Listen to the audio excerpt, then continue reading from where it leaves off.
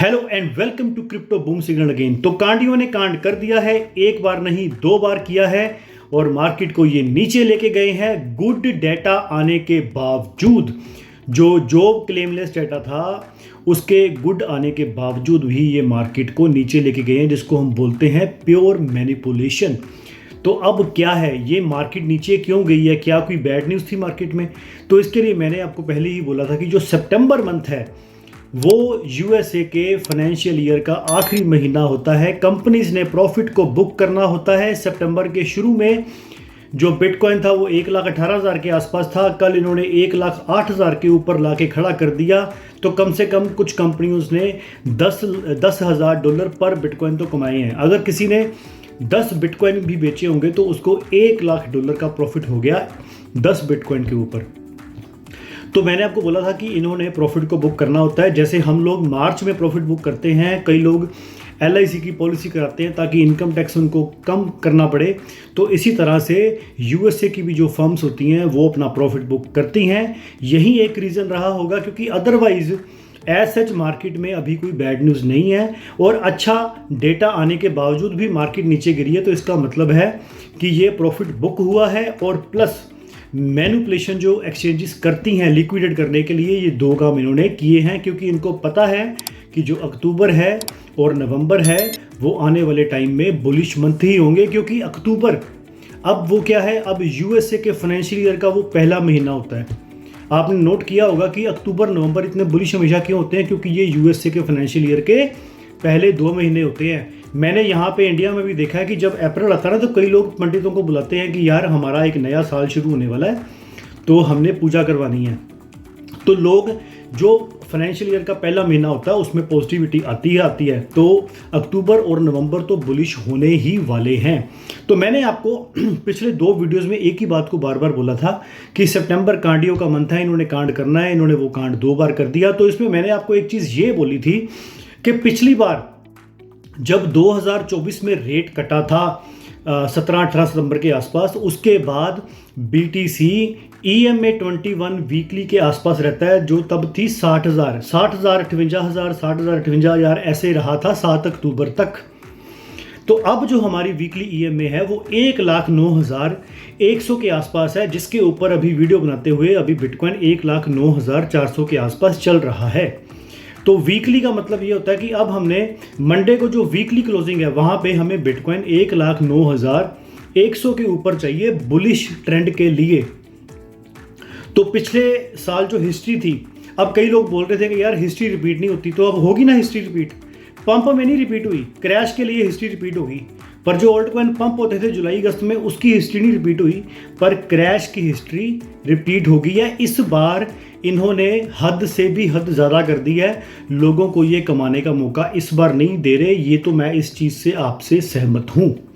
इस बार जो bull run है वो डिफरेंट तरीके से चल रहा है, maybe due to ETF, और डिलेड ज़रूर है पर डिनाइड नहीं होगा। आपने अपने आप को होल्ड करके रखना है। ऐसा कुछ नहीं है, अक्टूबर नवंबर बुलिश मंथ ही होंगे। और अक्टूबर नवंबर के बाद तो हमारे पास भी देने के लिए आपको कोई जवाब नहीं होगा। तो अक्टूबर नवंबर में तो जो ओल्ड कॉइन है उनको परफॉर्म करना ही पड़ेगा, क्योंकि 2025 का जो बुल रन है उसका तो अभी आल्ट कॉइन्स ने भी नहीं देखा बुल रन का।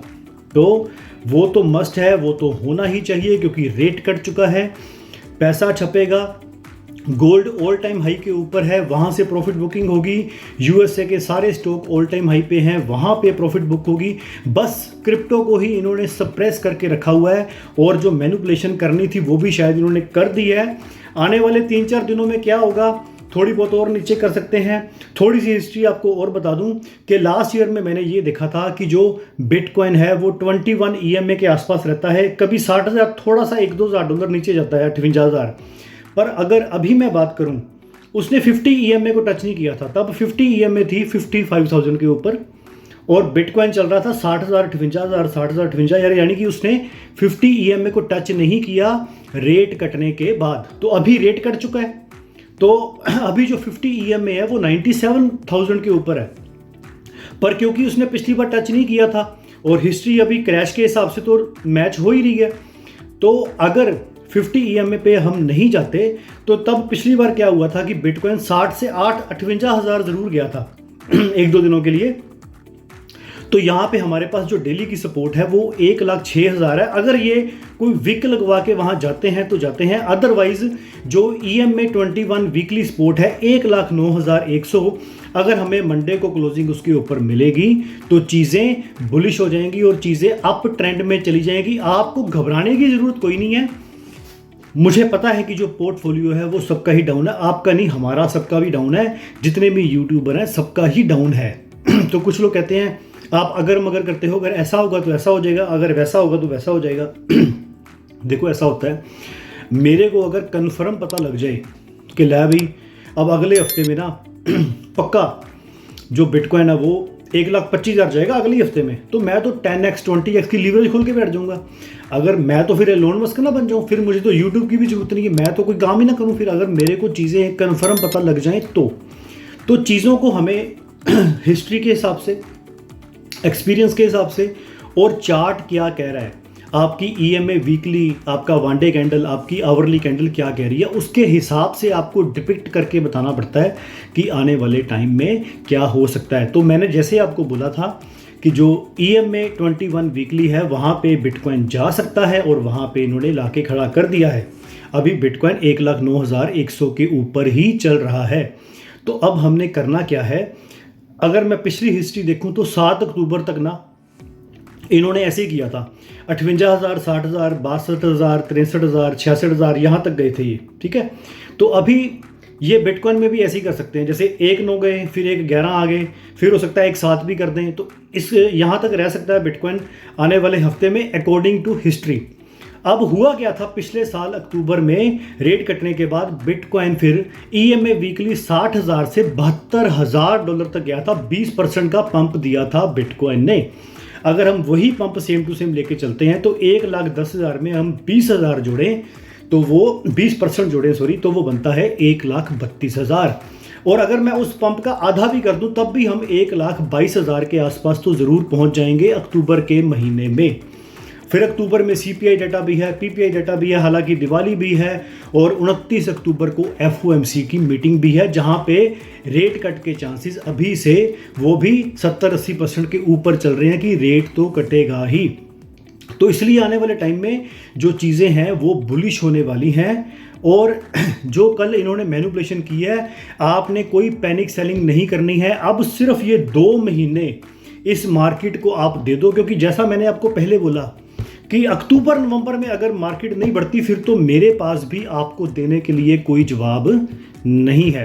पर हमें अक्टूबर और नवंबर में तो चीज़ों को होल्ड करना ही पड़ेगा, क्योंकि ये USA के फाइनेंशियल ईयर के पहले 2 महीने हैं, अक्टूबर और नवंबर, और सारी USA की स्टॉक मार्केट और गोल्ड सब कुछ ऑल टाइम हाई के ऊपर है। रेट कट चुका है, मनी प्रिंट होने वाली है, पैसा छपने वाला है। ETF कंपनियां जो ओल्ड कॉइन के लिए उन्होंने फाइल किया हुआ है उसकी भी अप्रूवल मिड अक्टूबर या मिड नवंबर में मिल सकती है।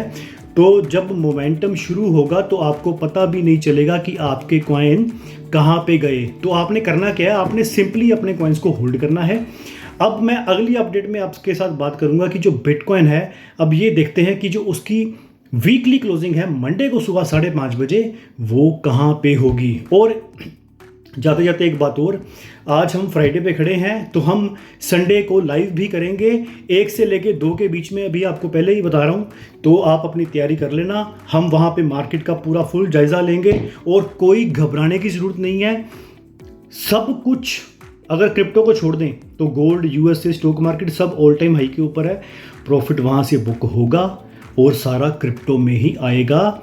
और आप सिर्फ अब ये 2-4 दिन और होल्ड कर लो, और अक्टूबर नवंबर में जल्दी ना कहीं निकल जाना, ठीक है। आपके कॉइन्स काफ़ी अच्छा परफॉर्म करेंगे, आपको अनइमेजिनेबल गेन्स पक्का मिलेगा। बाकी संडे को लाइव में मैं आपको और ज़्यादा इन्फॉर्मेशन दे दूंगा, और आप मेरा चैट के लिए ग्रुप भी ज्वाइन कर सकते हैं, क्रिप्टो बूम चैट।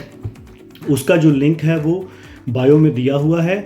और अगर आपको फिर भी कुछ चीज़ें ना पता लगे तो मैंने अपना नंबर भी दिया हुआ है, आप मेरे से कॉन्टैक्ट भी कर सकते हैं।